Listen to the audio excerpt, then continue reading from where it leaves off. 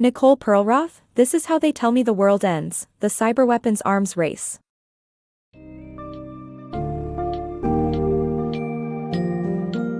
Delve into the thrilling and alarming world of cyberweapons and global cyber warfare in This Is How They Tell Me the World Ends by Nicole Perlroth. The book reveals the intricate dynamics of the cyberweapons arms race, the zero-day market, and their far-reaching consequences on international security. Immerse yourself in a tale of espionage, nation-state hackers, and the commodification of vulnerabilities as governments and corporations scramble to stay one step ahead in a rapidly evolving digital landscape.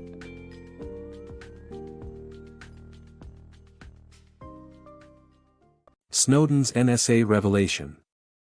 A New York Times cybersecurity journalist's African vacation was cut short when Edward Snowden exposed the NSA's spying tactics.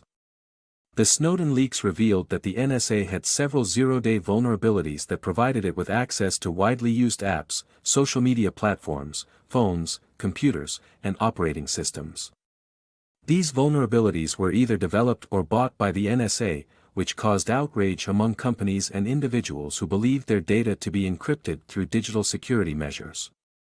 The author presents an eye-opening and concerning look at the morally dubious marketplace for zero-day vulnerabilities.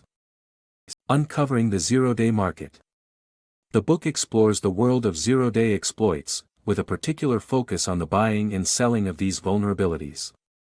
The author recounts her experience at a hacker convention where she attempted to learn about the zero-day market, only to be met with silence. She later uncovers the existence of non-disclosure agreements that often govern these dealings.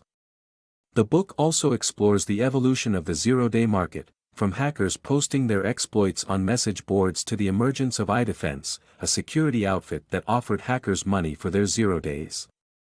However, government intelligence agencies with bigger budgets soon entered the market, keeping these vulnerabilities under wraps for espionage purposes. The book sheds light on how taxpayers' dollars are being spent to keep these vulnerabilities secret from the very people they affect.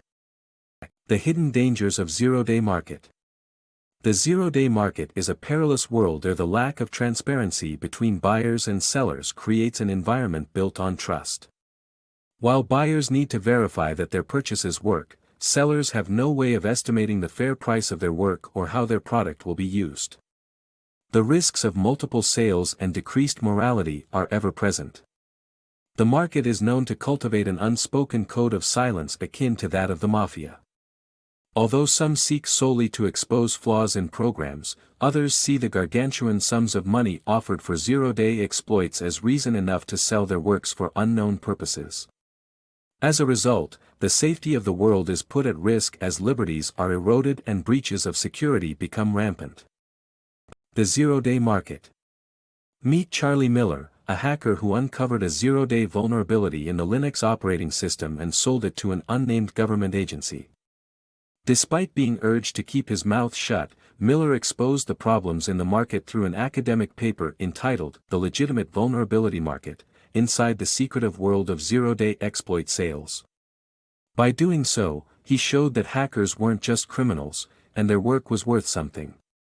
But when he found another zero-day for the new Android operating system, he brought it to Google, and they tried to get him fired. This prompted Miller to start a No More Free Bugs campaign that caught on like wildfire, proving that treating hackers like the enemy only led them to sell their zero days elsewhere. Cyberweaponry, an international liability. This summary presents the story of how the proliferation of cyberweapons has become an international liability.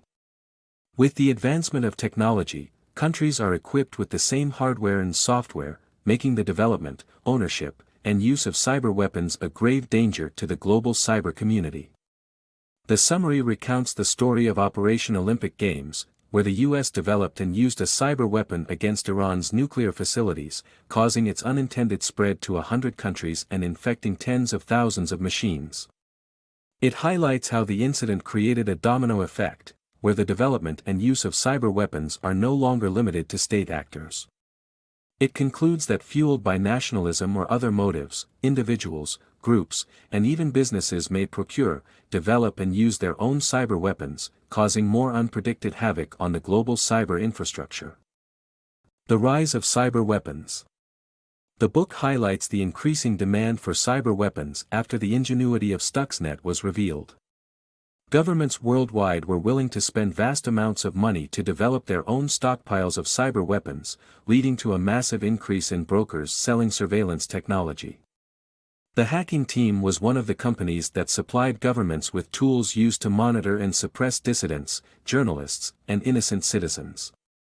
The book compares the stockpiling of cyber weapons to the nuclear weapons of the Cold War, as every country wanted to have them, but some were not using them for everyday purposes. The number of zero days was also increasing, giving novice hackers easy access to the business. China's elite hackers. In 2009, Google's network was hacked by the Chinese group Legion Yankee, which stole the company's source code. This incident made Google take a new approach to security, including paying hackers for reported flaws. Other major tech companies like Facebook and Microsoft followed suit. However, some hackers still refused to report zero days to companies, preferring to keep them for their customers. This drove tech companies to focus more on security and come up with numerous patches every year. The lesson: always install verified updates promptly. U.S. digital security threats. During the Obama administration, the U.S. experienced 3 significant cyber threats from Iran, China, and Russia. Obama tried to neutralize Iran and China's threats with the nuclear deal and diplomatic negotiations, respectively. However, Russia embedded itself in the system using sandworm and targeted U.S. infrastructure systems with repeated attacks. Despite this unprecedented threat, the world continued to connect more devices and infrastructure to the Internet, making us even more vulnerable. The deadly weaponization of EternalBlue.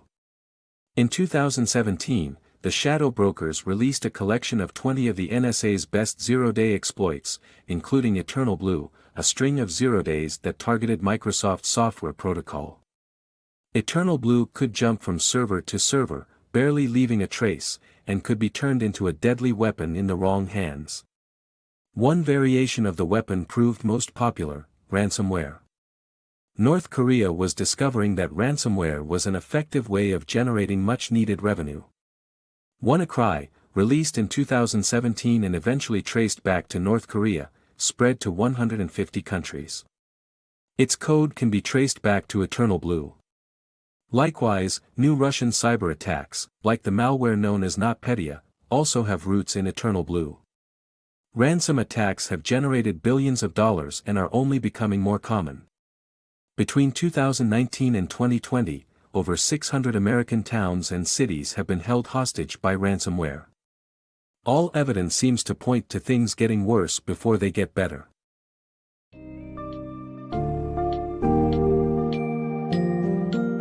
Nicole Perlroth's "This Is How They Tell Me the World Ends" unravels a dangerous digital world filled with cyberweapons, nation-state hacking, and black markets trading software vulnerabilities. The book sheds light on the zero-day market, the role of major tech companies, and the ethical dilemma faced by individuals in the industry. As the line between governments and hackers blur, the stakes of global cyber warfare grow higher, posing an escalating threat to the world's security and future. This eye-opening read serves as a grave reminder that we must remain vigilant and adaptive, lest we succumb to the catastrophic consequences of our increasingly digitized and interconnected world.